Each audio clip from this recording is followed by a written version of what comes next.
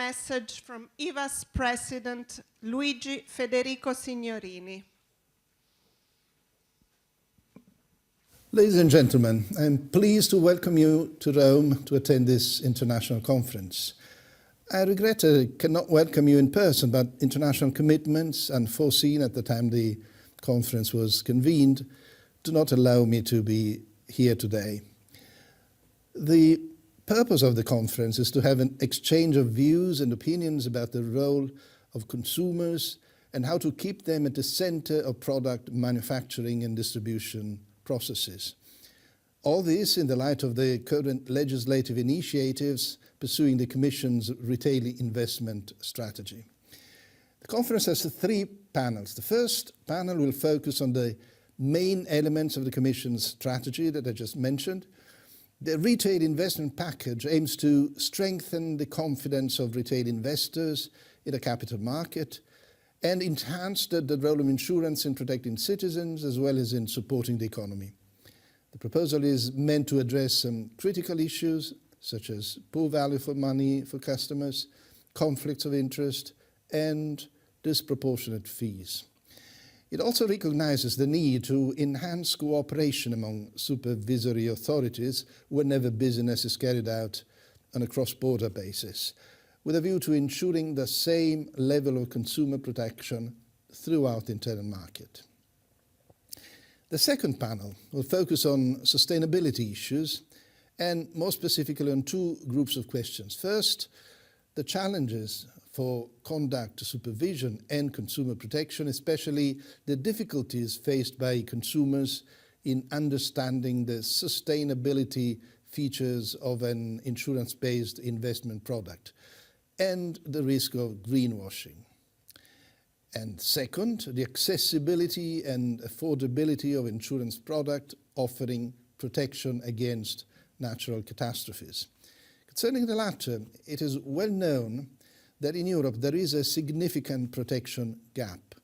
The panel will discuss, among other things, forms of cooperation between the public and the private sectors and the potential of specific insurance education programs. The Italian government has recently tabled a draft provision in the budget law, now under discussion in Parliament, that will introduce mandatory insurance covering natural catastrophe risks for all businesses except agricultural businesses, which are already covered in a different way. The scheme envisaged is based on public-private cooperation. We find this a promising direction for legislation. At the same time, we think that appropriate secondary rules will be needed at the technical level to ensure the sustainability and affordability of the scheme. As the National Insurance Supervisor, we stand ready to provide our input. Finally, the last panel will take a more practical approach. The idea is to share concrete national experiences in the implementation of the product oversight and governance process and in the assessment of value for money for IBIPs. You expect the panel to provide an insightful overview of the initiatives taken by European and national authorities within the current legislative framework. Our own experience is that there still are significant weaknesses in the application of POG rules by insurance companies. In early October, IVAS published a consultation document on its expectations about actions by insurance to rectify the identified shortcomings, and we are currently processing the many comments received. And as a way of conclusion, let me add that aside from rules and supervision, another key element of consumer protection is the triad of competition, transparency, and insurance education. These three elements reinforce one another. None of them quite work in isolation.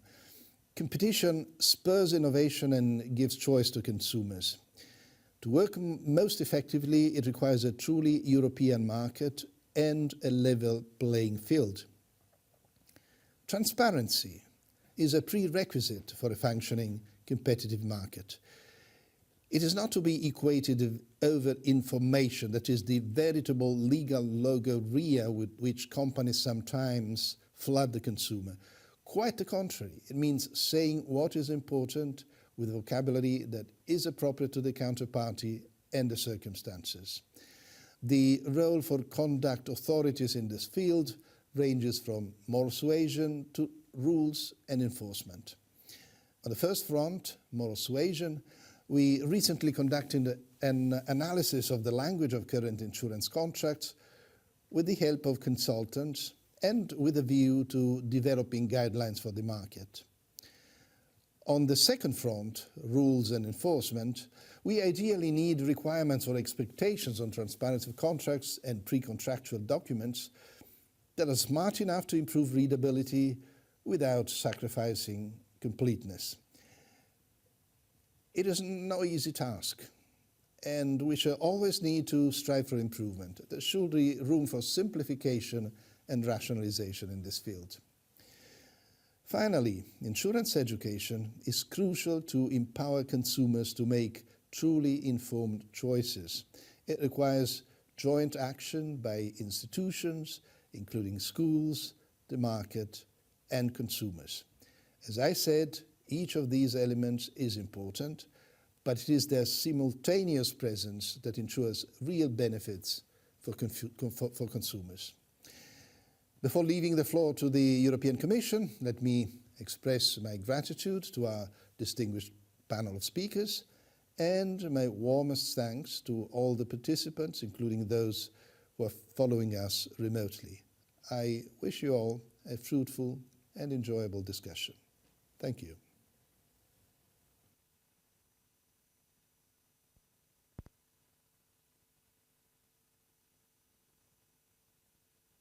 Karel van Hulle is invited to come to the discussion table. He will act as moderator throughout the conference. The first session of the works is beginning. Thank you.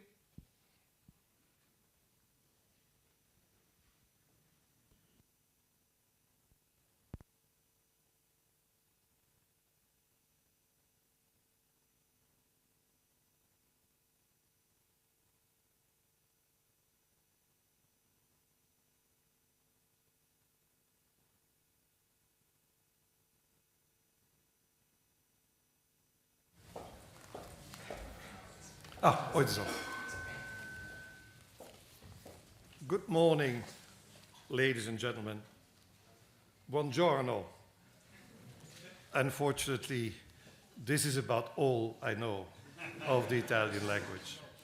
But when I visited the Pope yesterday, I asked him what he thought about the retail investment strategy proposed by the European Commission. He looked at me with stars in his eyes, and he responded, "Mio signore, everything should be as simple as possible, but not simpler."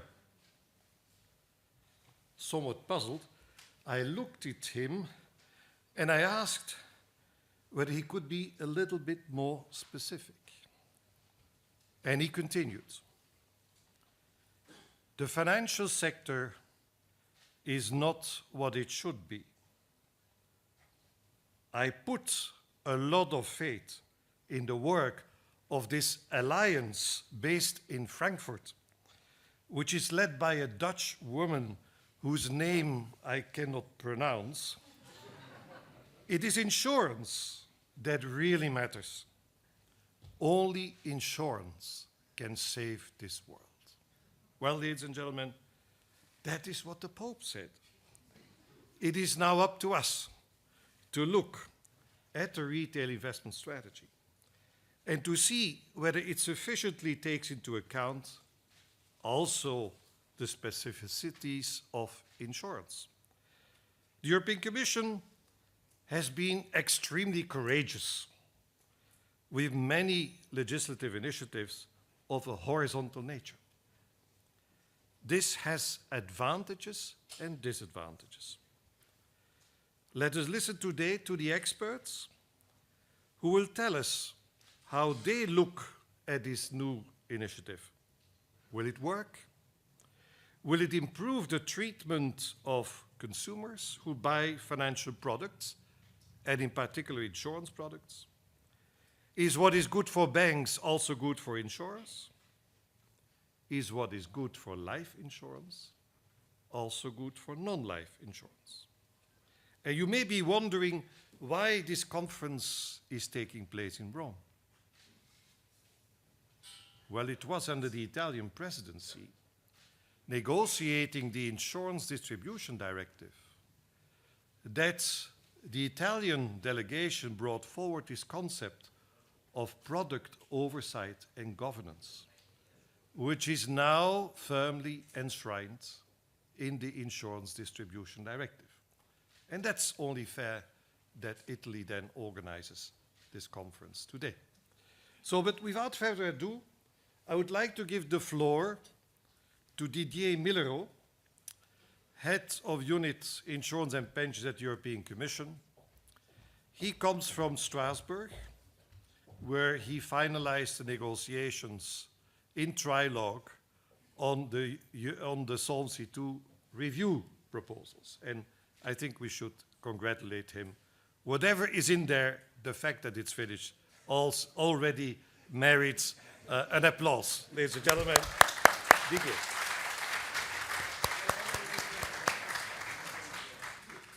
Didier, you have the floor.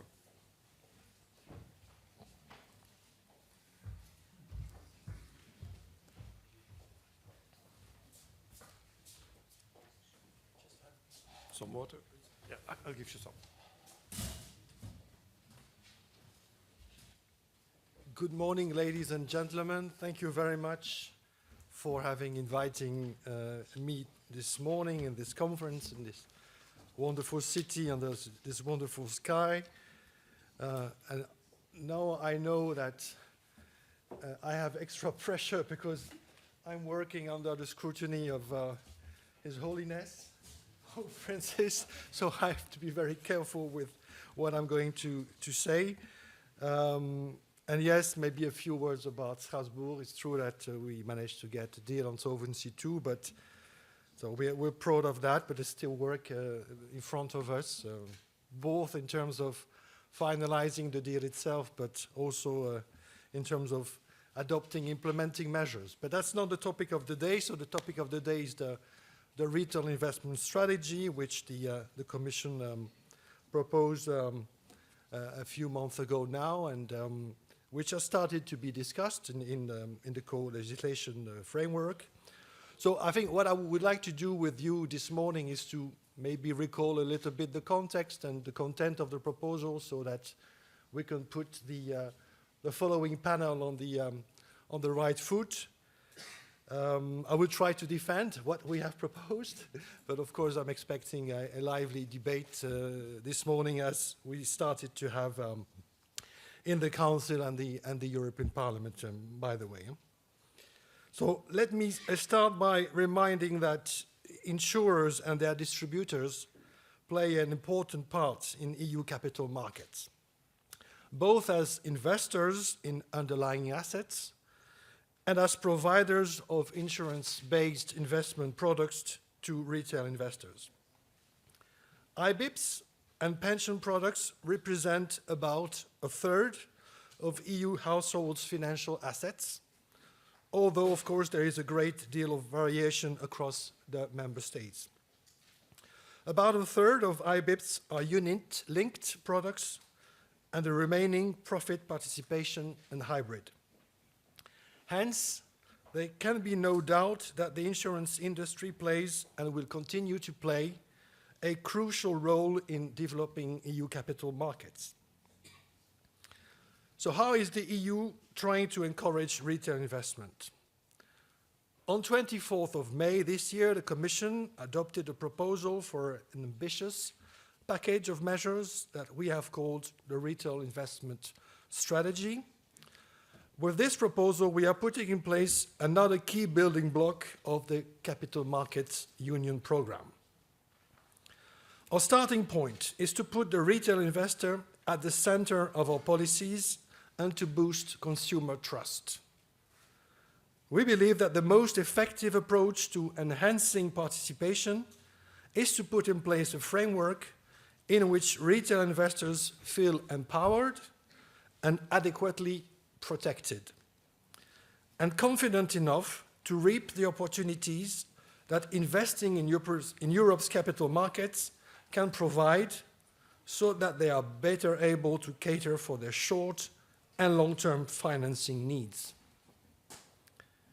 And more retail investment in our capital markets is also good for our prosperity, because obviously those savings can be put to use efficiently and reinvested into businesses to the benefit of the broader European economy. An important cornerstone of the strategy is that the retail investors should be able to use the capital markets in order to build up long-term savings to meet their retirement needs. That should in particular entail facilitating investment in products that are suitable for long-term investment strategies. So let me now move to what we see the problem being for retail investment in Europe. At the moment, regrettably, retail investor participation in the EU is low, too low when compared with international standards, and worrying when we look towards the longer term. Just 17% of EU household assets are held in financial securities, compared to 43% in the US. Too many EU consumers demonstrate poor understanding of the investment environment. Levels of financial literacy in the EU are very low. If many citizens are unable to understand the basic principles of finance and financial products, that is an important factor limiting the growth of the retail investment market. Faced with lack of knowledge and a fundamental asymmetry of information, retail investors have become heavily reliant on the advice they receive from intermediaries. However, the evidence also points to the low trust levels that retail investors have in their advisors. 45% of Europeans are not confident that the investment advice they receive is actually in their best interest. At the same time, investment products available to retail investors tend to be expensive. Certain products on the market, especially more complex structured products, carry high costs to eat into net returns. It is therefore hardly surprising that many EU citizens with capital to invest choose to put their money elsewhere, into other projects, for example, simply leaving it in the bank on their deposit accounts and then having their investment being eaten up by high inflation. We think that it is only by addressing these issues that we can increase retail investors' trust in the markets and persuade them to invest more so that they can constitute an adequate capital base to cover their retirement needs in particular. So now let me move to a few words on how we think the strategy seeks to address the problems. Our strategy contains a range of enhanced protections along the length of the retail investor journey. The measures proposed are ambitious and broad, as they cover all distribution channels and investment products, including all PRIPS, as well as financial instruments. This way we can ensure level playing field in the level of investor protection. They have been designed to address in a targeted way the shortcomings we have identified. They include improved disclosure and marketing rules, ensuring transparency and adapting the framework to the digital age, enhanced financial literacy, improved suitability and appropriateness test, raise professional standards for advisors, strengthen rules on inducements, strengthen rules on product governance to ensure value for money, strengthened supervisory enforcement rules, and finally, easier access to products and services for sophisticated investors. Let me touch now a bit more in details on 4 of those topics more specifically. And starting with disclosures and marketing. We have proposed targeted changes to improve transparency for retail investors, including transparency of cost disclosures, while at the same time modernizing disclosure rules so that they are fit for the digital age. The strategy also introduces specific measures to strengthen rules around marketing communications. Because as the digital world is rapidly changing, it brings new types of marketing activity. Our package strengthens investor protection by making clear to firms what their obligations are with regard to marketing communications. It also equips supervisors with tools to better enforce the rules.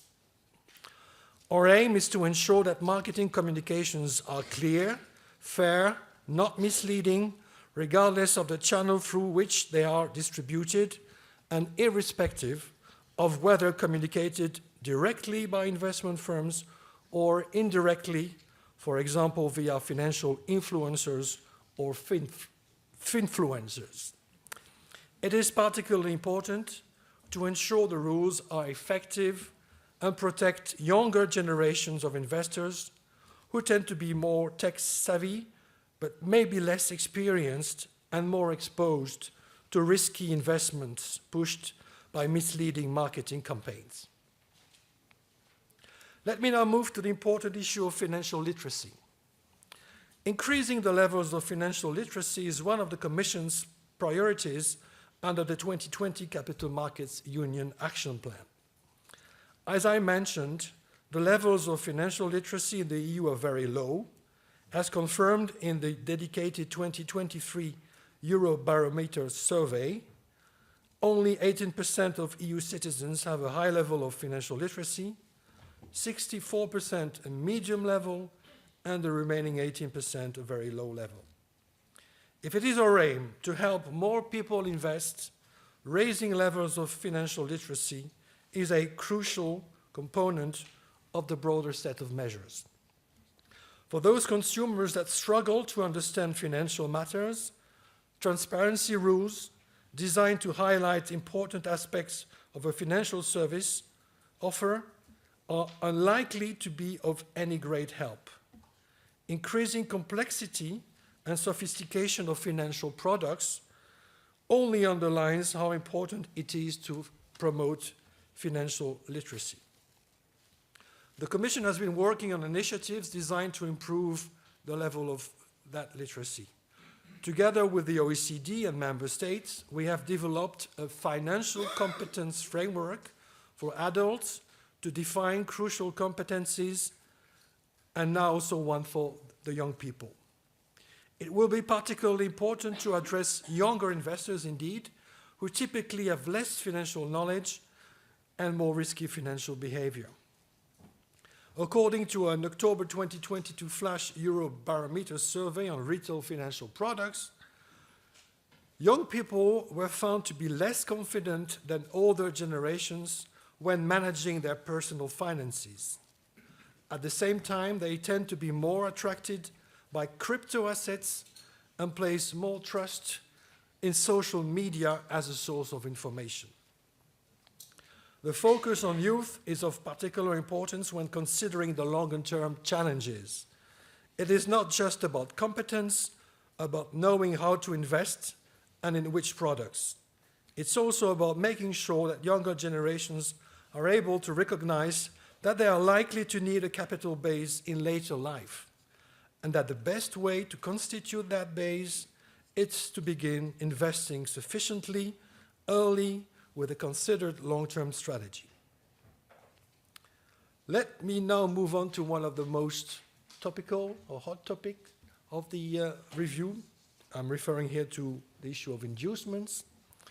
On that topic, the impact assessment identified shortcomings in the way investment products are designed and distributed, linked to the potential conflicts of interest arising from the payment of inducement by product manufacturers to distributors.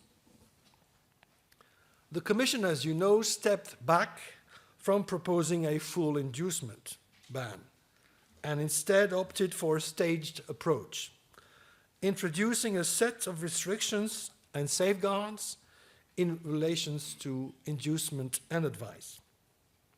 We have proposed a partial ban for execution-only sales of products without advice, because even where no advice is provided, the payment of inducement can still lead to higher costs for retail investors and more prominent promotion of induced products. Now, when advice is provided, we have also proposed tougher rules to ensure that firms act in their clients' best interest. This new best interest test replaces the existing quality enhancement and no detriment test and sets concrete criteria to be followed to ensure that advisors act in the best interest of their client. The Commission also proposed to continue monitoring how the situation develops and proposed in particular a review clause that would allow us to look again and evaluate the situation 3 years after the adoption of the proposal. Let me now move to a last of the 4 topics which I wanted to highlight this morning, namely the topic of value for money. On this, reports from ESMA and EIOPA indicate that some products sold to retail investors provide little, if any, value to the retail client, in particular due to high costs of those products. EIOPA and ESMA have been working to address these issues. The value for money assessment in our proposal is not fully new, but builds indeed and enhances existing product governance requirements. The aim is to ensure that products that do not provide value for money are not put on the market.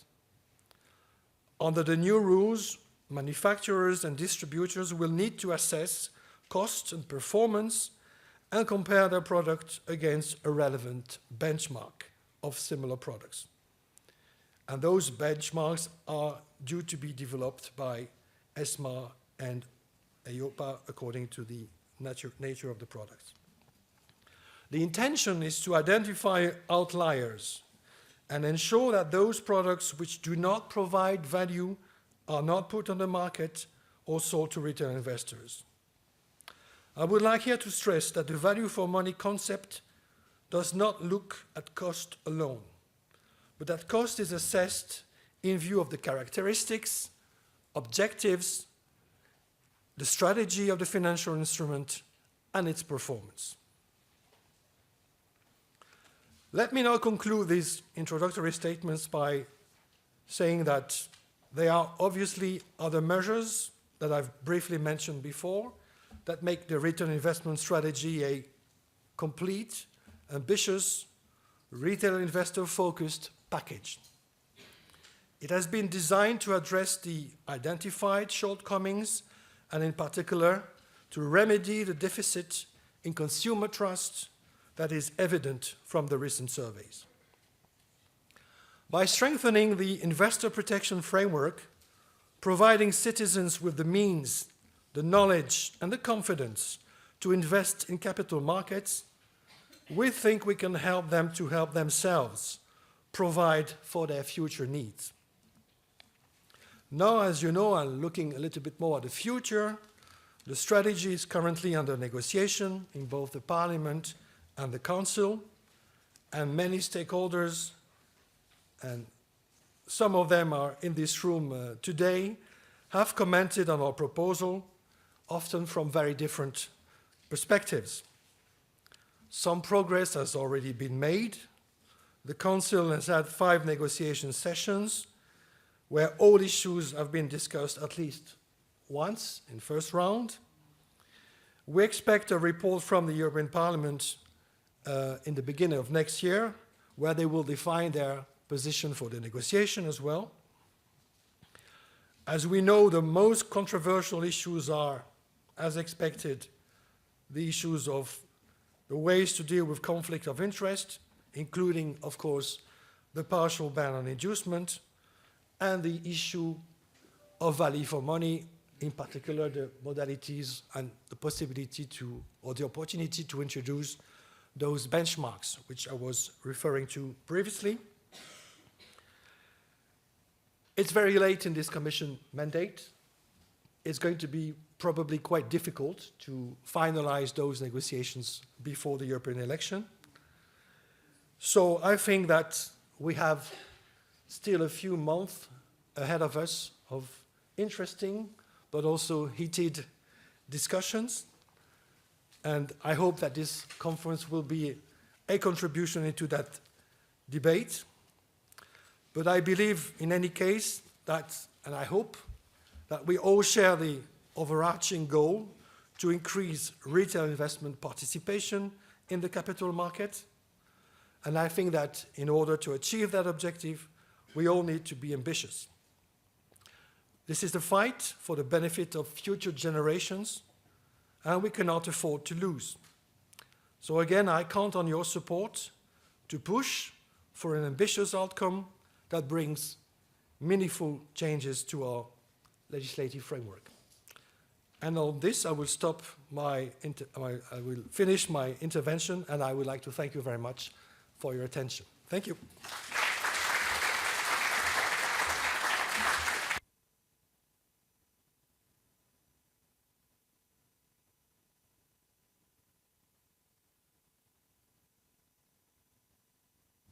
Thank you very much, Didier, for this presentation.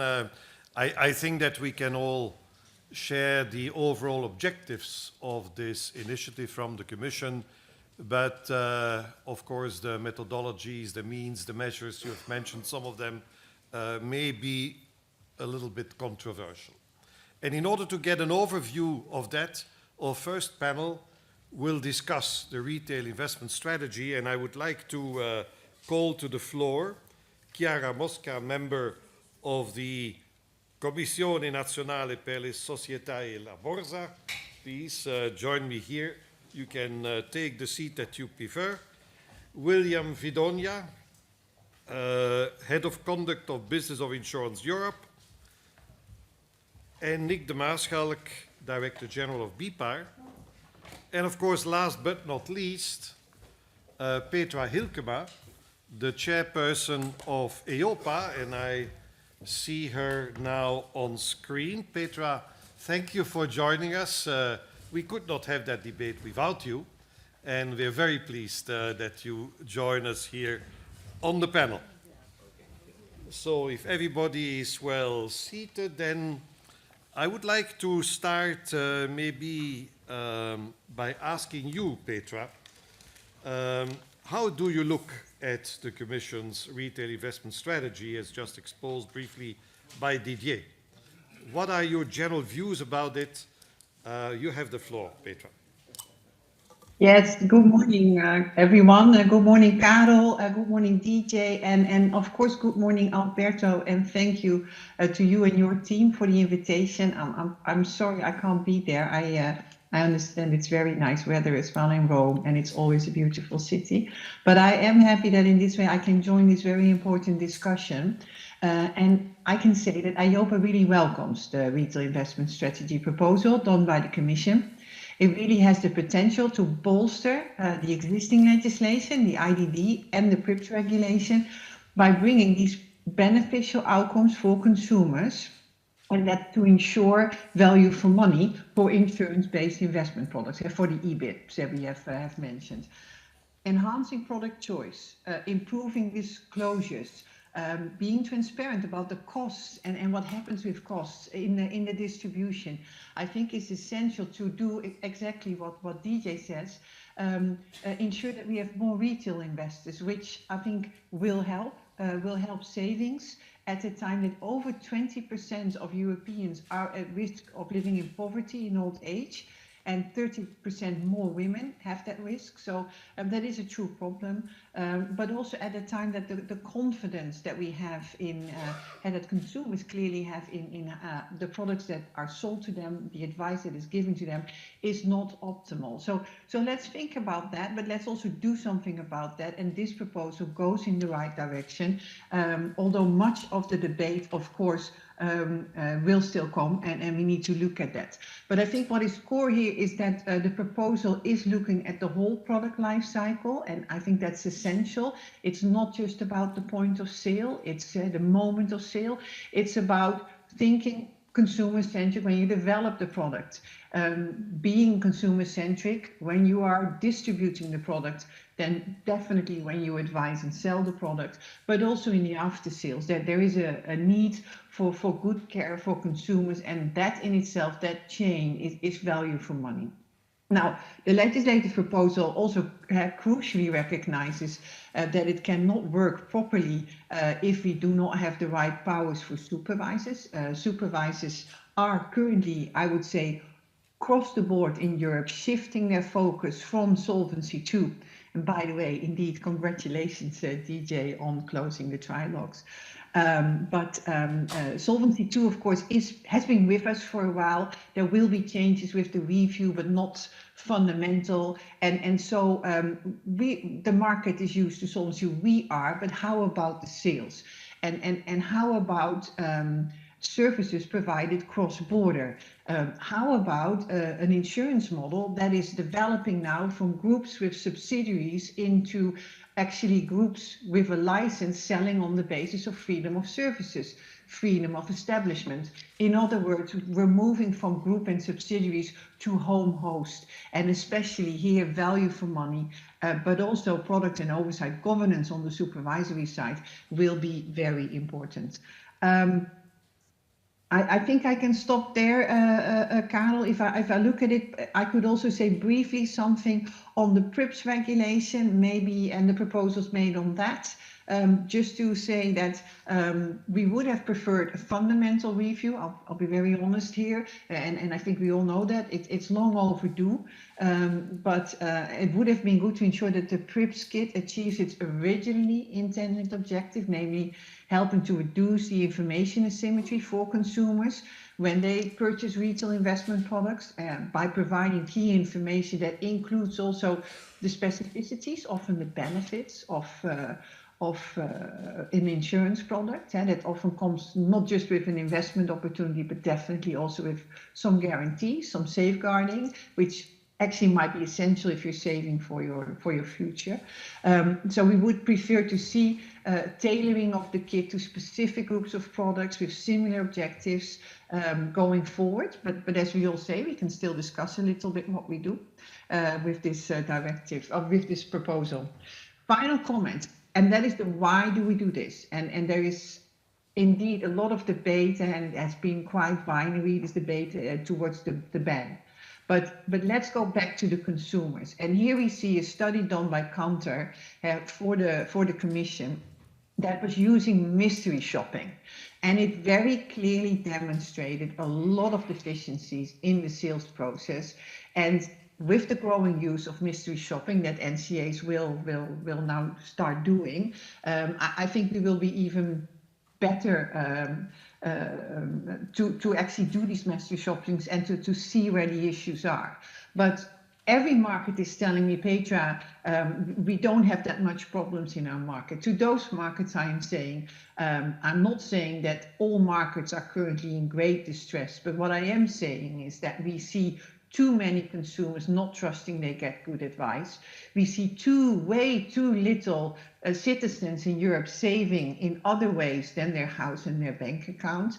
And we clearly see also, literally on my table, but also at the national level, things, products, practices sold, done, that are really not good and should not be happening. So having a retail investment strategy that focuses on more consumer-centric, that focuses on identifying where we have unexplainable costs, but at the same time also promoting the need to consider other ways to save for later, I think is a really good step forward. And I'll stop there. Thank you very much, Petra. So to sum up, basically, EIOPA welcomes the Commission's initiative. There's good things in there. It could have gone a little bit further, ideally, but basically a message of support. Chiara, is that the same for the CONSOP? You are used to market conduct of all kinds of financial products. How do you look at the risk? Yes, thank you. Thank you. And first of all, good morning to everyone. It's of course a pleasure to contribute to today's discussion on the retail investment strategy, and I carry of course the perspective of CONSOB. And I would like to thank IVAS for the invitation, and I think it's very useful to discuss with market players, consumer association, this important proposal. Well, there are a lot of measures and instruments in the retail investment strategy to promote retail investor participation. Look, I said participation. I didn't mention protection, because at the moment, in line of the Capital Markets Union, the need is to increase participation of retail investors to financial markets. Of course, to reach this goal, we need protection. We know that without confidence, there is no financial markets working properly, so to work on protection means to increase confidence, thus to allow participation to financial markets. So the other goal of the risk, basically, is the more concrete one, is to empower retail investors to make investment decisions that are aligned with their needs and preferences. And we know that already in the EU framework, we have a lot of safeguards. Think about transparency, rule of conduct. But still, there are a lot of challenges that persist to allow retail investors or clients or consumers, if you prefer, to take full advantage from financial markets and capital markets. The Eurobarometer survey that has been mentioned before shows that only 38% of retail investors, they trust that the financial advice is good for them and is useful for them. So, to go to your question, what do we think about the retail investment strategies? We think that overall it goes in the right direction, or at least it is needed somehow. What we appreciate, and I hope that Eva shares this view, is that there is a cross-sectoral approach to the proposal involving a lot of investment products as well as all the distribution channels.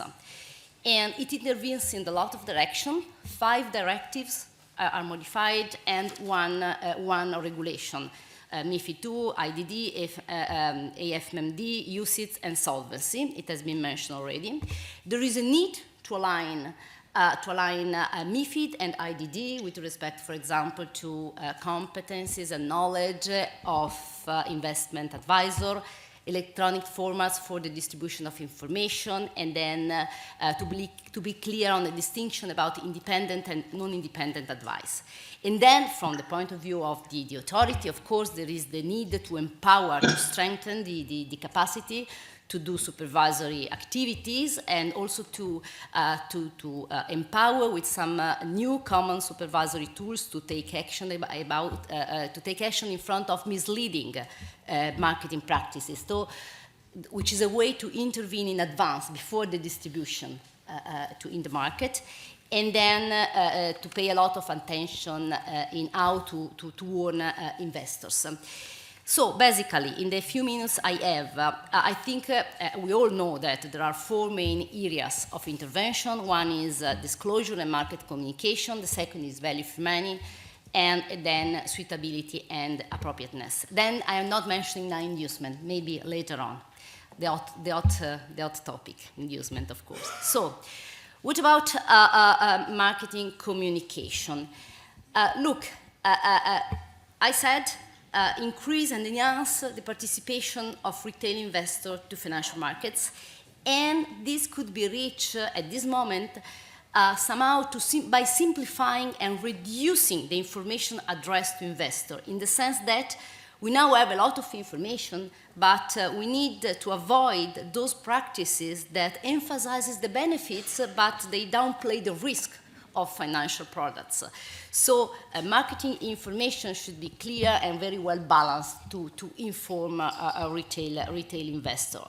Examples are to intervene on warnings for retail investor, to standardize the information on cost, charges, and third-party payments, to clarify the responsibility of investment firms in relation to marketing communication, and to have the market communication approved by the management body of them. So a lot of awarenesses about the information that are placed on the market even before the distribution moment. So this is in line with the goal of CONSOB, because basically it's from a lot of time that we are promoting the need of new rules and supervisory powers over promotional activities. And this is important now, this has been said already, I know, because the advertising very often captures the attention of inexperienced investor, and particularly in the digital environment. So, value for money. Products offered to retail clients should truly deliver good value for money. I mean, we have no doubt about that. And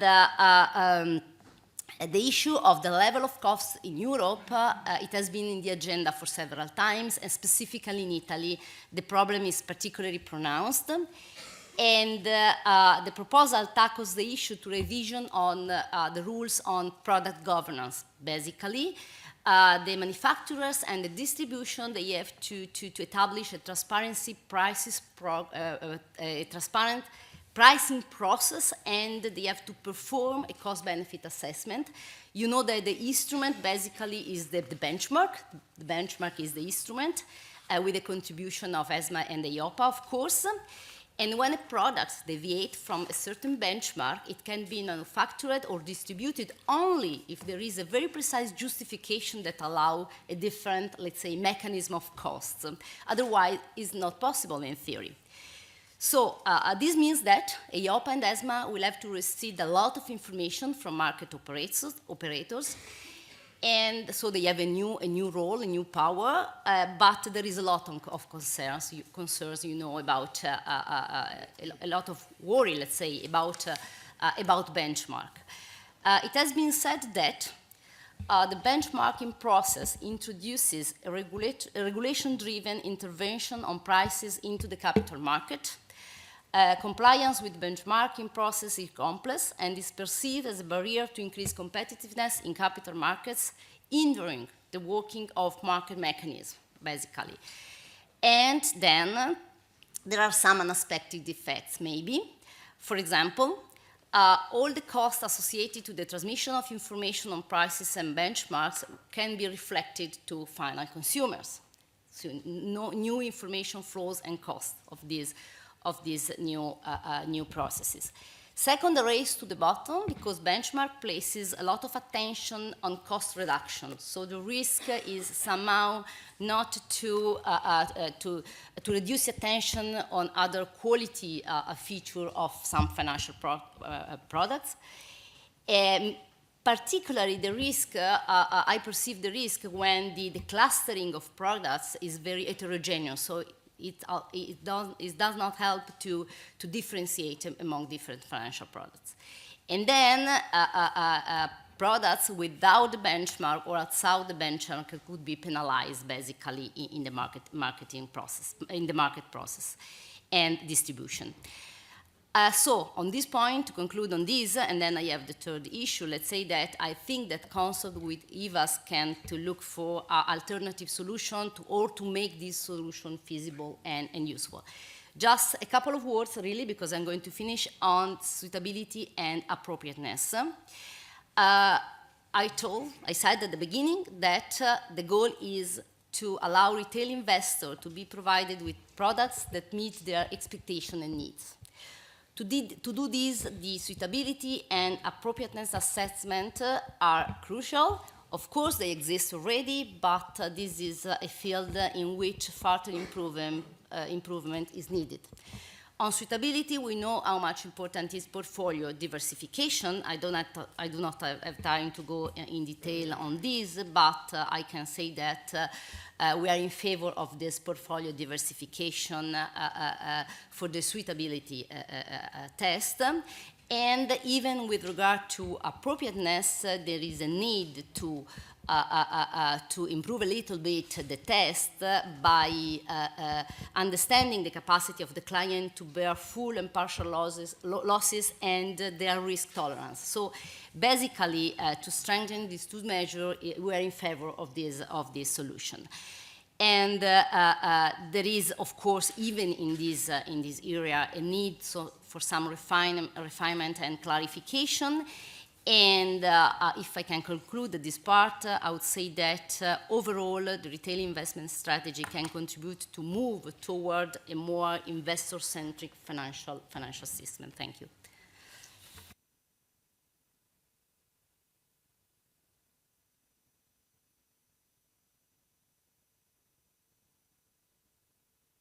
This one, yes. Okay, sorry. Thank you very much, Chiara. So basically, as Petra already said, we welcome, I can sum up, CONSOP welcomes the retail investment strategy. Nick, you're looking a little bit puzzled, yes, with all this support. So maybe from your side, how do you look at the retail investment strategy? Thank you, Karel, but I thought that the speakers before were a bit more nuanced than this wholeheartedly welcome that you concluded with. But okay, it's a matter of nuance. So thank you very much. First of all, thank you very much to IVAS for organizing this, because the insurance market and the EBIPS market and insurance distribution market is almost completely forgotten, not only in the debate afterwards, but also in the preparation of the proposal. Although seeing this, 16 out of the 26 articles, and this is where I want to start with, 16 out of the 26 articles that are dealing with general issues, so with the general part of the IDD, nothing, absolutely nothing to do specifically with EBIPS, are changed without impact assessment, without consultation. And then we know that within a few years there will be, finally, the revision of the IDD. So that means more or less, if we take the time frame and if we take what is proposed by RIS in terms of revision of RIS itself, that our sector will for the next 10 years be in a situation of constant revision. Now, that will be very helpful in terms of investing into people, making sure that people have some legal certainty, both consumers and firms, but also for the supervisors. I believe this will not be an easy task. So this is what I wanted to open with, because this is a little bit the atmosphere I believe that we have to take into consideration when we are looking at this proposal. The architecture, if I may be a little bit more technical, the architecture of IDD is completely different from MiFID II. So these things do not fit with one another. I heard here, for example, mentioning about the sustainability test and appropriateness test. Well, when we talk about, for example, the partial ban on commissions for non-advised sales, in EBIPS, you always have a demands and needs test. This is a key test, because this is where the consumer is sitting with the retail consumer, is sitting with the intermediary advisor, or even before a screen of, let's say, a robo. We cannot call that advisor, but okay, a robo something, yeah. That then you can have this demands and needs test, which is very useful because there are the right questions asked. Here we are also talking in the framework of the RIS, we are talking about trust. I believe what had not been studied until now is the factor of how do feel people about risk. Because that is where it is all coming from. Why do people not invest? Because it's a risky environment. So I think consumers understand much better than what some of the impact or what some of the studies try to explain, they understand much better what risk is, also in the financial sector. So there are a couple of things that perhaps need a little bit more time and need to be deepened in terms of, let's say, analysis before we come to certain conclusions. Also, in this debate, I often have the impression, all over the place, that we start from scratch. Absolutely not. I mean, there is no hurry. We have an MiFID II, we have an IDD.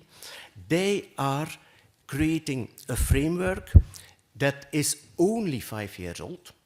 POG, for example, Product Oversight and Governance, is a completely new concept that is not yet in application, which is a pity. Now we are talking about value for money.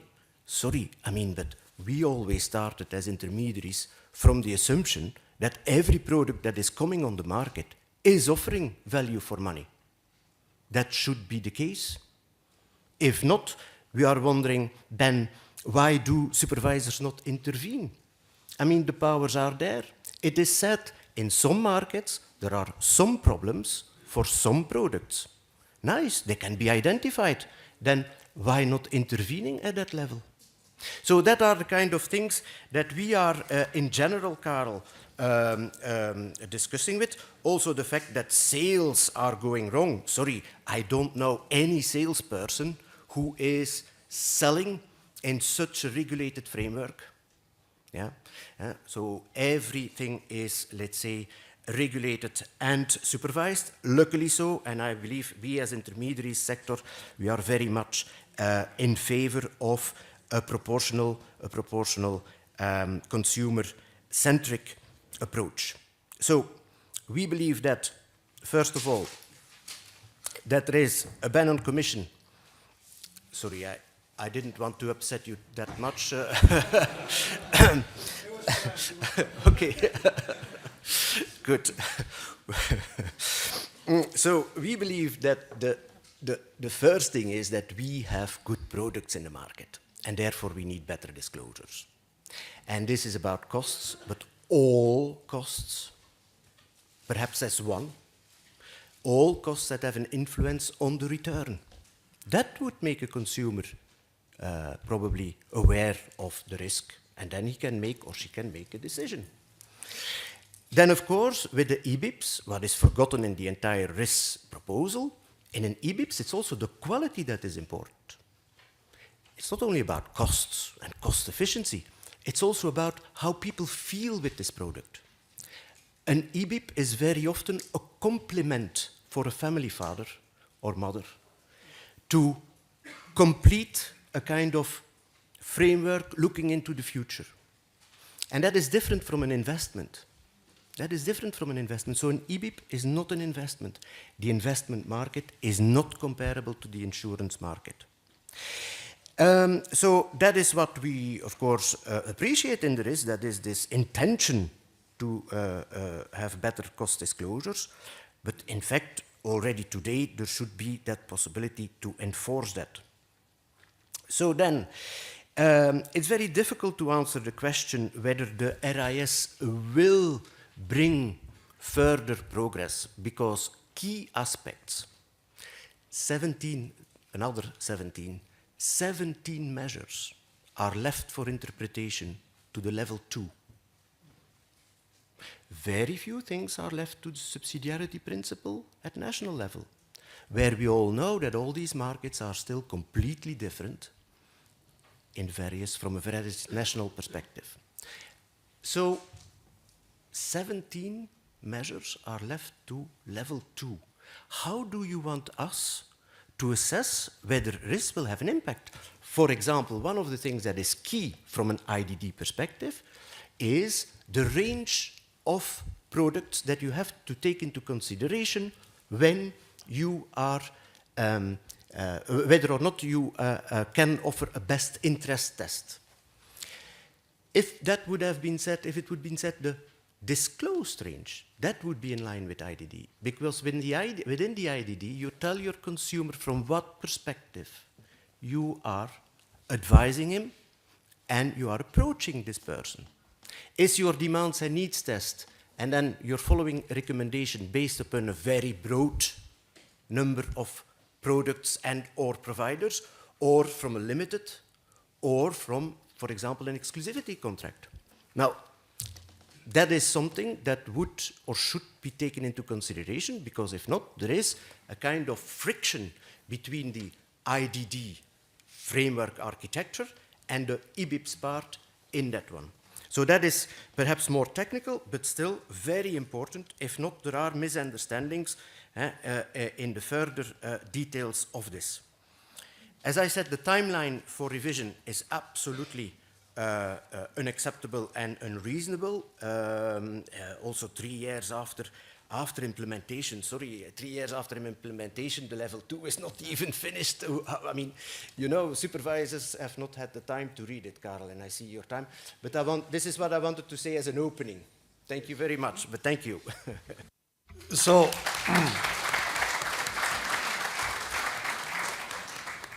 as you can see, very supportive of this proposal. I'm just summing up, Nick. I'm just summing up. But I think one underlying aspect, which I think is important, and it will come back during the discussions today, is the need to think also a little bit more about what this means for insurance. You know, it's not just about investments. If we want to apply these things to insurance, let's also look at what we already have in insurance, and maybe we can improve a little bit there on what we already have. But let me turn now to William Vidonia, who will present the view of the insurance industry. How do you look at risks? Were you waiting for that, or? Thank you very much, Karel. We're getting closer to Christmas now, and this atmosphere of excitement is reminding me a bit of the days that preceded the publication of the Return Investment Strategy, because at that time I really felt as a kid, you know, waiting for the Christmas present, having very high expectations, because I was expecting really an ambitious proposal that would lead to an increase in retail participation, so, you know, something that we could support, as you said. How to say it? The Commission was somewhat a disappointing Santa Claus, I have to say. When I opened my present and I looked at the details, I felt like, there's something missing here. There's something missing. And if I can say just in a few words what is missing: safety, simplicity, diversity, and the fourth one would be literacy. And I'm going to go through these different present. The first one, safety. Safety. This is actually what people are expecting about their money: safety and security. And we've seen it again in the Insurance Europe pension survey that we published just a few days ago, where we showed again that the huge majority of the population across the EU is prioritizing the safety, the security of their money over the potential returns. It's 82% of the 16,000 consumers that we've interviewed across Europe, 82%, and the percentage is even higher for women, 86%. And I think this is even higher for people with small amount, small earnings, because the less you have, the more risk adverse you are, the less you want to lose this money. And this is exactly where IBIPs, insurance-based investment product, can make a difference. Because these IBIPs, they have, of course, an investment component. They can have also a biometric risk coverage, which is very important to address a protection gap, but they also can have this financial guarantee component. So a guarantee on the capital invested, a minimum return, for example. So exactly the type of element that can trigger a positive investment decision by consumers, because this is going to provide them with the security, the safety, that if things are going wrong on the stock market, for example, they have a safety net and they're not going to lose everything. This is extremely important. And the question is, was that captured by the Return Investment Strategy? Well, I don't see it. If you look, for example, at the risk proposals to amend the key information document for PRIPS, one of the proposals, you know, the PRIPS KID, 3-page long, this is a summary of the key features of the investment product. it's not always very clear for everyone. I think, Petra, you said it. We would have preferred a global, holistic review of the PRIPS KID, but the Commission has decided otherwise, and instead of improving the content of the PRIPS KID, they've decided to include a summary on the top of the KID, a new section, Product at a Glance, where you would have key information about the level of the risk, the cost, the objective of the product, but nothing about whether the product includes a financial guarantee or not. Well, again, this is really an information that can trigger the consumer decision to invest or not. A second example is about the risk changes to the Insurance Distribution Directive. Nick mentioned the best interest test. What I see here is a strong, excessive focus on the quantitative elements, the costs in particular. We speak about cost efficiency. We speak about a product without an additional feature, which means in practice to me a cheaper product. But again, in insurance, cheaper doesn't mean better, and it doesn't mean good. And it's very often actually the exact opposite, because if you got a cheaper product, it probably means that you got lower or no guarantee, or lower or no insurance coverage in it. So exactly the opposite of the best interest of the consumer. So for me, it's very important that now the co-legislators are taking stock of that and are rebalancing these different provisions to make sure that not only the quantitative elements, but also the qualitative elements of the products are being considered. The existence of guarantees, the existence of a coverage, payment flexibility, assistance, services, sustainability element, all these need to be considered so that at the end of the day, the consumers are being recommended the product that best meet their needs and demands, and these needs and demands can be of quantitative or qualitative nature. Very important. Second thing, second present that I was expected where I'm a bit disappointed is the simplicity. If we look at the situation today, a consumer that wants to shop around for an insurance-based investment product online, they will have to sit between 1.5 hours and 2 hours in front of their computer, because they will need to go through all the different advisory process, suitability assessment, sustainability preferences, the demands and needs, which is specific to insurance and we don't find in the MiFID. They will face approximately 14 pages of questions, and they will be bombarded, and I don't think there's any other words, with more than 300 different disclosures, all at pre-contractual stage. And this is, of course, all excessive. That doesn't help consumers. This is confusing them. This is overwhelming them, and really, I think in practice, this is actually pushing them in a simpler way to get access to pseudo-investment, and I'm thinking about the social media, the influencers, and so on. So it's something that I thought the risk would address, but when we see in practice, instead of streamlining the processes, what we see that we have additional steps in the suitability process, we have additional tests, the best interest test, so that the 2 hours will become 2.5 hours, and good luck for you to sit in front of your computers responding during 2.5 hours to questions. And then where we had a bit more than 300 disclosures, we're getting closer to 400.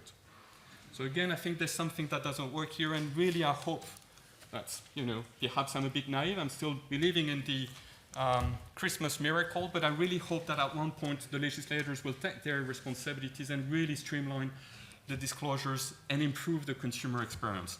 And diversity, I think this is really essential. We got really an extraordinary insurance market with a huge diversity in terms of products, huge diversity in terms of distribution channels. Really, consumers can find whatever they want, whatever they prefer in terms of product features, but also in terms of services by distribution channels. And we need to retain that.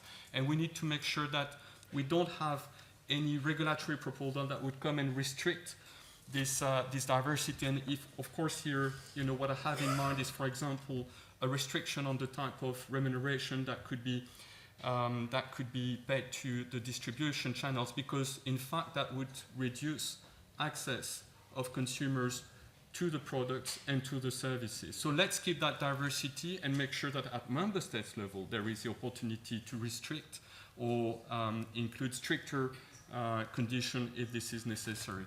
And my final point, because this is also close to my heart, is around literacy.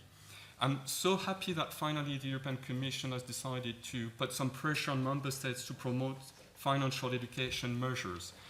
But what I would love to see is something a bit more granular, where there is also reference to insurance literacy, because risk awareness, risk understanding, insurance coverage is something very different from the MiFID world, for example.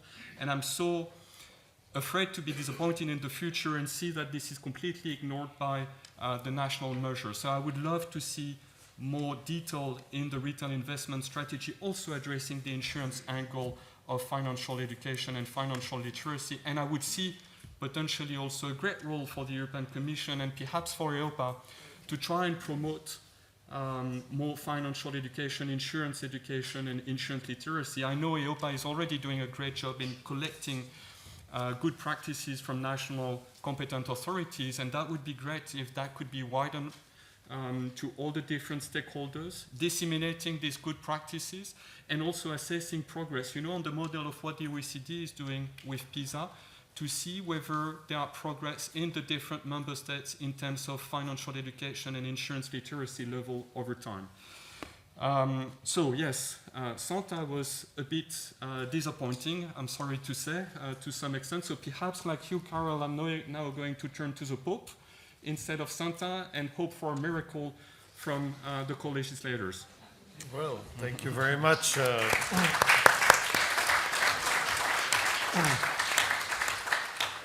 Here again, ladies and gentlemen, you could see the insurance industry has a cautious welcome of the retail investment strategy. There's some good elements in that. Maybe the emphasis should be put on other things than where it is at present, but so a cautious welcome. You hear the excitement. Each of the speakers, starting with Petra, everybody is excited about this exercise. That's why I let them speak a little bit longer than was envisaged, because they got carried away by their enthusiasm. But I will now come back to them with really a very short intervention on a specific question. And Petra, I come back to you, and I know you're burning to respond to all these interesting comments that were made, but one element which is in the Commission proposal is also the expansion of these cooperation platforms. And EIOPA has been working, experimenting before it was legally specifically foreseen in under Solvency II. Can you tell us a little bit about your experience with these cooperation platforms and how this could fit in the concept of the IDD? Yeah, thanks, Karel. And interesting to listen to what was said. I'll focus on the cross-border issues, but I will say there are issues. I mean, if 30% of the consumers in the EU do not feel they get value for money when they buy an IBIDs product, I do not think we can only solve that by educating them better. I don't think it's the literacy. I think we need to look at what we are doing as a market. And we need to also see what is sold and from where it is coming. And that brings me to this cross-border phenomenon, and I already alluded to it. Cross-border is happening more and more. Freedom of services, I think it's what we wanted with the internal market. It gives good opportunities.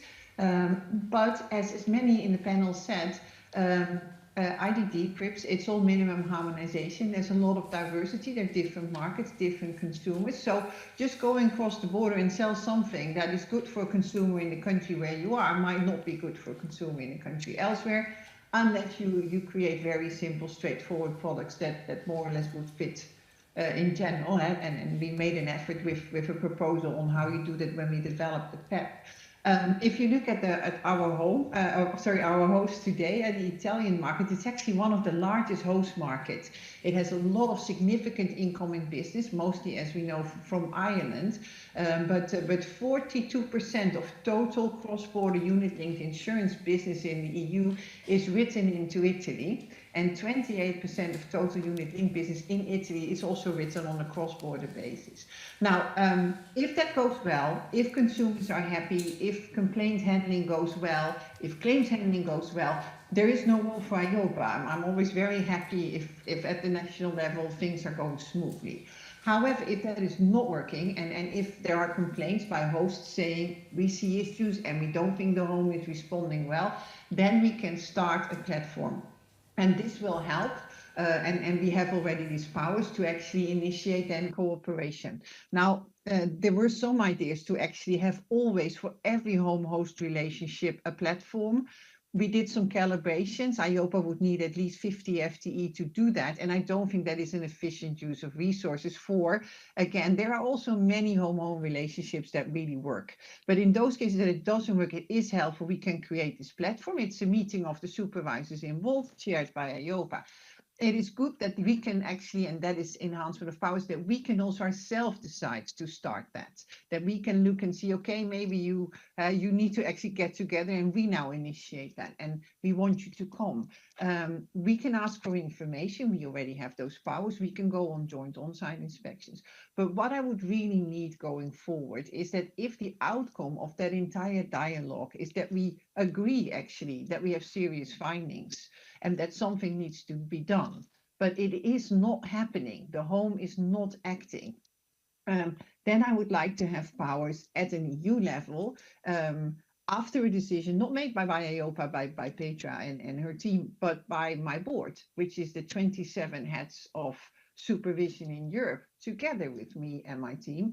If we conclude that it is bad and it is not being sufficiently dealt with, then being able to issue a warning, or being able to even say, now you can't, at least you can't sell it anymore until the problems are solved.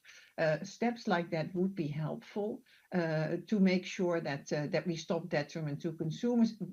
Definitely, if we all know that that is there. Again, I already have these cases on my desk. Again, most of those cases do not end up in this final nasty state, but they do exist. And I think it is here where as supervisors you need to be able to act, while at the same time, of course, you want national supervisors to do it first. What is the risk if we don't get this right? The risk is, instead of integration, more disintegration.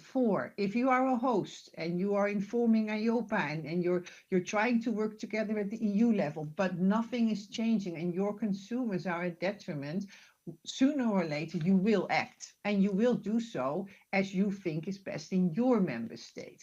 So you will get a whole bouquet of responses of hosts. Again, IOPA has a role. We will always push for, at least if home doesn't act and host needs to act, we will push for a uniform activity by all hosts at the same time in the same way.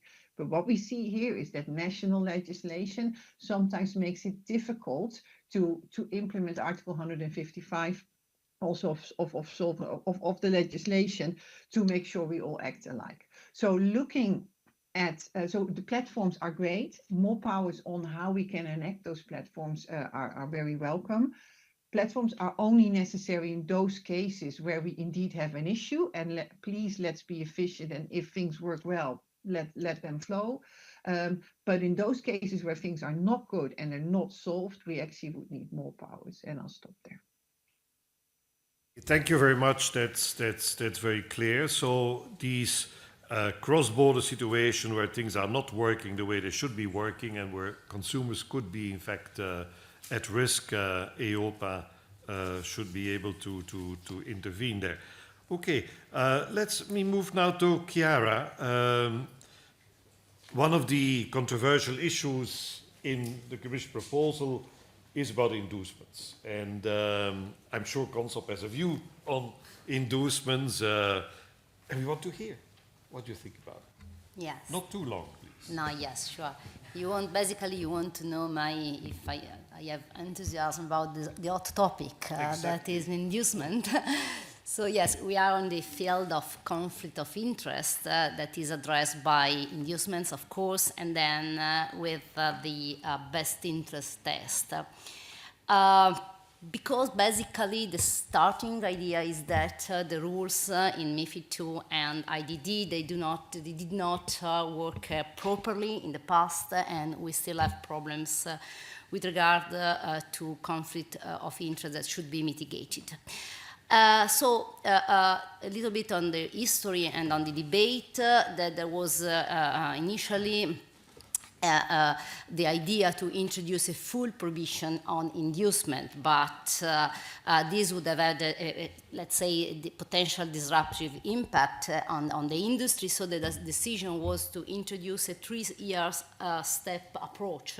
Maybe 3 years is not a period long enough. I share your view, but at least it has the merit to say, look how it works, and leave the time to the market to adjust to the new rules. So this is, let's say, the reasonable framework and decision that is behind the proposed rule. Basically, the two rules that should enter into force, the two principles, one is the provision to pay inducement for all executive services, namely execution or reception and transmission of orders. Of course, all the other bans, they stay in place regarding independent advice and portfolio management. They are conferred by the retail investment strategy. And second, this comes not alone, but together with the reinforcement of the best interest test, and then still a disclosure on the payment of inducement when they are possible.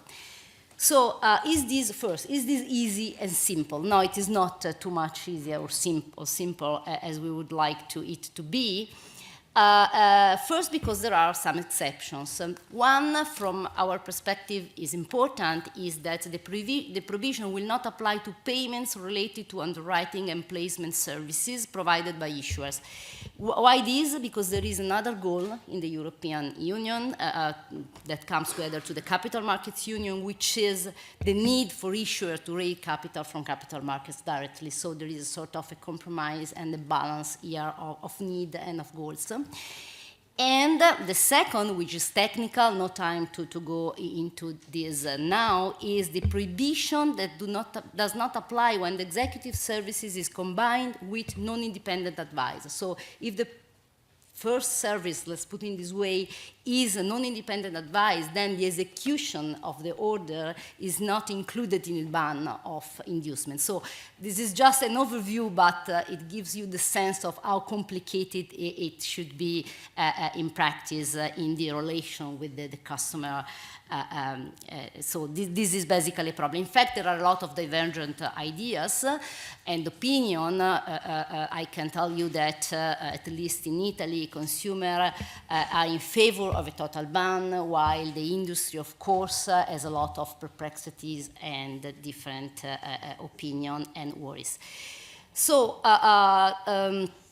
on placement, that I said for us is important. For example, the industry claims that the prohibition excludes placement and underwriting services for financial instruments, while PRIPs are still attracted by the ban. So basically, this is not so aligned, because even the PRIPs indirectly, they contribute to the domestic funding.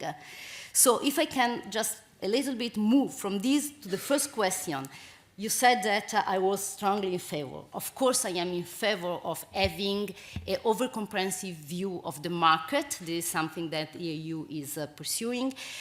To find alignment when is needed, of course, in rules and regulation, but I was not saying that we need to align everything. Of course, the protection need can be different. Insurance and financial investment are different somehow. And also, we cannot place only attention on cost. We have a problem on cost, of course, but this cannot be, let's say, the only feature that address decision and protection instances. So I can stop here if it's fine for you. Thank you. Thank you, but you didn't answer my question. Are you in favor of the ban? We want, this is 2023 Christmas. We are asking me for 3 years' time on a total ban. I still have no precise idea. For now, there is an effort trying to look at the single situation, different services, and I think that the effort goes in the right direction, but still, as I said before, there is a need of alignment, a need of assessment, and really I think that CONSOB and EVAS on this side, they can work together a lot. Very good. I think it's unfair if I wouldn't ask Nick to give his view on this particular issue of inducements, because, but again, within the limits of the time. Nick, please. Thank you very much, Carl. I believe choice, transparent choice, as I said, so full transparency on both quality, services, quantitative elements. It must all be taken into consideration. As I said, in an IDD world, you have also an issue of potential solicitation gaps, potential advice gaps. You always have the demands and needs test, so there is always a kind of a cost. You have the infrastructure cost. Our market is a market that is also dealing, or let's say, living also from mutualization aspects, you see? So your portfolio, you can offer the, let's say, client who has a lot of money, you can offer him the best services, but thanks to that, you can also offer people with a little bit less money the same kind of high quality know-how. Now, of course, in an EBIPS world, as we said, there must be full transparency on every aspect, because you also have to take into consideration the level playing field. So every aspect of the cost must be known, perhaps as a whole, or perhaps in parts. I mean, that we can leave to the member states, depending upon the situation that seems to be the most suitable. And then it must continue to be supervised. So I believe that supervisor authorities already have, in particular in EIOPA, this kind of benchmark a la EIOPA, where you use data points and can identify, let's say, the outliers. As long as you do not put, let's say, names on the market or try to blame or whatever, I think that is something that in any event is used since years by supervisory authorities. So from that perspective, I believe that POG again can bring some more market discipline, making sure that indeed these products at the start have better value for money. But of course, what we also have to think about, that is that this RIS was constructed, invented, designed in a low interest rate market. The market circumstances have completely changed. So that also may have an effect on whether or not there is a success or not. So what I want to say as a point, it's not only the timing that is wrong to evaluate whether or not a measure or measures have a good or a wrong effect. I believe it is the entire picture that needs to be evaluated within, let's say, 7-8 years, but leaving a little bit time enough to make sure that even the concepts can, let's say, be brought into the philosophy of the market. And what we see is today is that it is too early, for example, to evaluate already what the effects are of IDD and MiFID II. We are going to have the same problem if you only leave a few years after the RIS to evaluate again the framework. I might ask you a question, Nick. One of the approaches in this is to treat all the member states the same way, so a uniform treatment. Do you think that is necessary? I think it is not even necessary, it is probably wrong. When you have high-level principles that you have to get to, I can understand. But harmonization from an insurance perspective, if you see how different the markets are, and not only from a kind of regulatory point of view, but from an economical point of view, where they are, when you are thinking in terms, okay, what kind of systems are in place. The pensions market in the Netherlands is a completely different pensions market than, for example, Belgium. So where do you then find that balance? So therefore, I'm worried also about this kind of harmonization. But already also, for example, and here I would like also to come to another aspect, when you look at RIS, the definitions are not even clear. Consumer is confused with customer, and then sometimes it is mentioned the potential client, and then it is the client, and then it is the investor. not every consumer is an investor, not every investor, you know, is a known investor. So how are you going to fit that into a national framework? How can you expect that even if that point is even not right, can you then expect that the bigger picture would be correctly harmonized? Thank you. Thank you. Of course, this is a question of translation.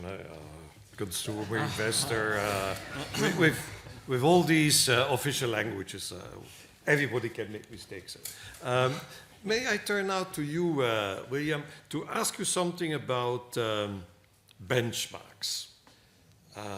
EIOPA has been working on benchmarks, and maybe, Peter, I can say something at the end about the work of EIOPA in this area, but I'd like to hear from you, how do you look at this idea? There's got to be benchmarks set in the law. Thank you, Karel, for that question. Well, first and foremost, you didn't ask that question, but about value for money, because we mentioned it, and I did not mention it into my first response. And we're being asked as Insurance Europe very often, but don't you support value for money? And of course, we do support value for money principles. We welcome them. They're really necessary. I think it's normal to have an obligation to identify, quantify the costs, make sure that they're justified and proportionate to the services, to the product features. This is necessary to really avoid situation of undue cost or excessive cost. So this is really important to have these principles now embedded in the level 1 of IDD and MiFID for product manufacturer. This is really important. But now, value for money benchmarks is something very different. And this is where I got very strong and serious concerns. So I'm not going to be nuanced in my answer here. It's a very clear concern that we have, because the way it is being designed in the Commission proposal, we see a huge risk that this is going to lead to price convergence and product standardization. Because of the model it is made, there is huge pressure, in fact, on product manufacturers to look good and to make sure that their products are looking good against the benchmark. So to look good, what do you need to do? You need to lower the cost. And to lower the cost, what do you need to do? You lower the qualitative elements of your product. So you lower the potential guarantees, and you lower also the potential risk protection, for example. And I don't think having benchmarks at European level would give justice also to the diversity of products across the different European market. I see a big risk of, in terms of reputation and or commercial risk also for the insurance industry, because the plan of the Commission is to have all this information, including the benchmarks, being published, so publicly available to anyone who can easily misuse or misinterpret the benchmarks. I'm thinking, I don't know, about journalists, newspapers, but that could be competitors as well. Consumers themselves can use a benchmark and have a wrong interpretation of what they mean.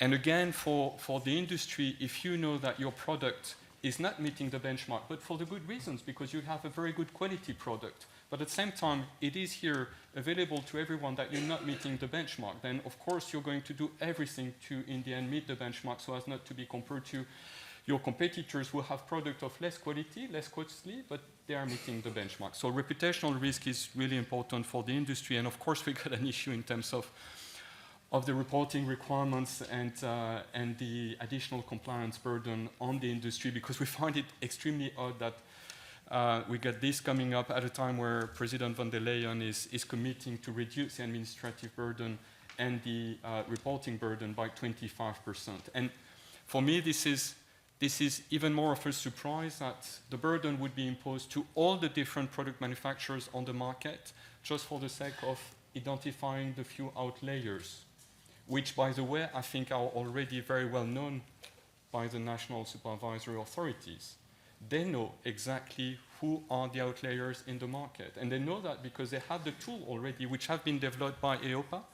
I'm thinking about the value for money statement, which is dated from 2 years ago, the value for money methodology that was issued last year, a very sophisticated, granular, layered approach with exactly that objective to help identifying the outliers in the market and using existing data, Solvency II data, the PRIPS KID, national reporting template. So you have already all these tools in place. Of course, they're new.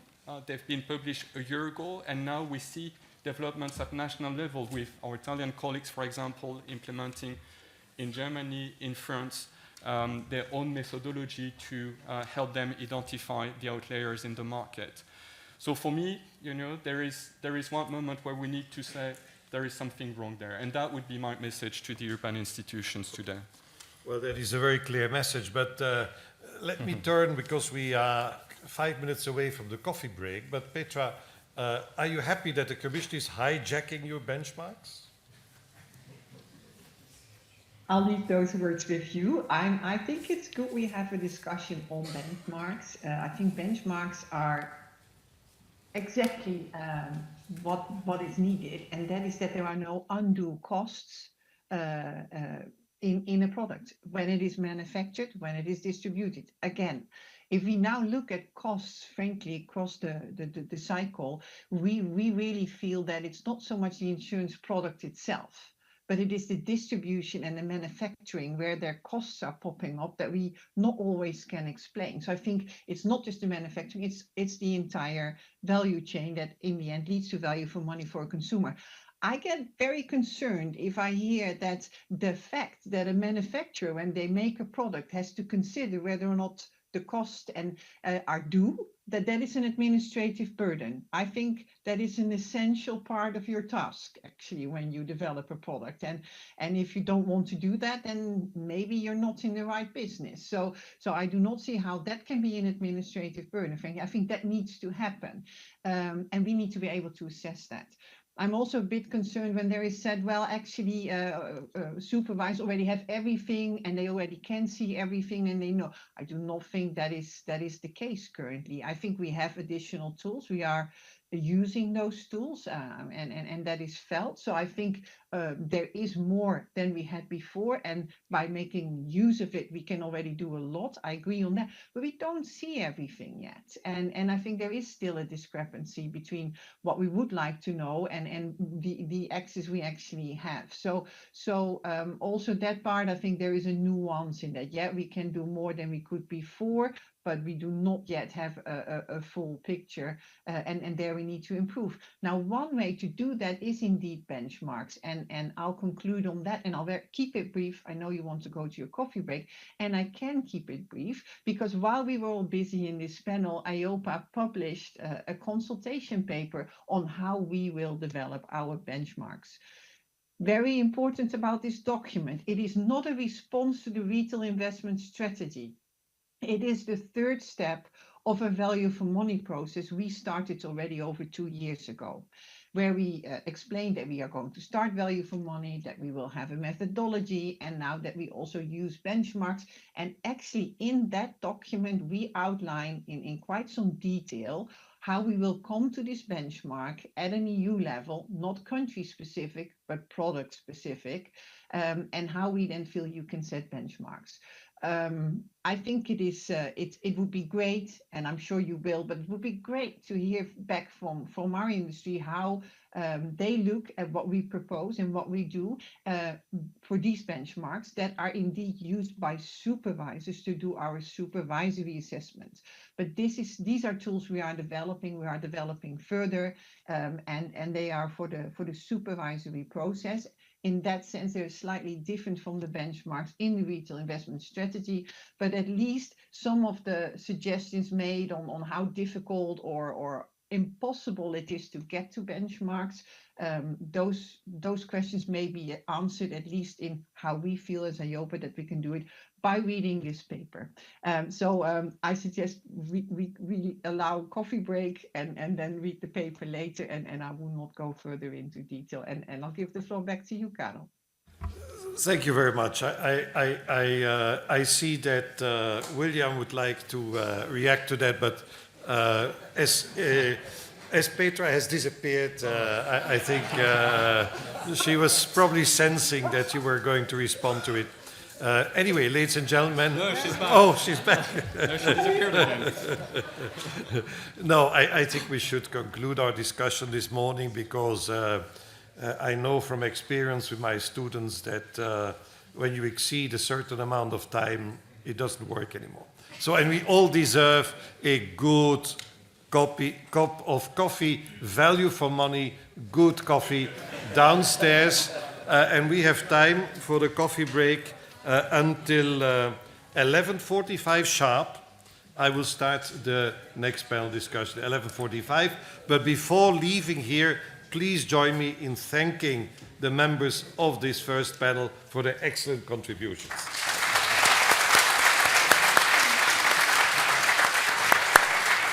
Thank you.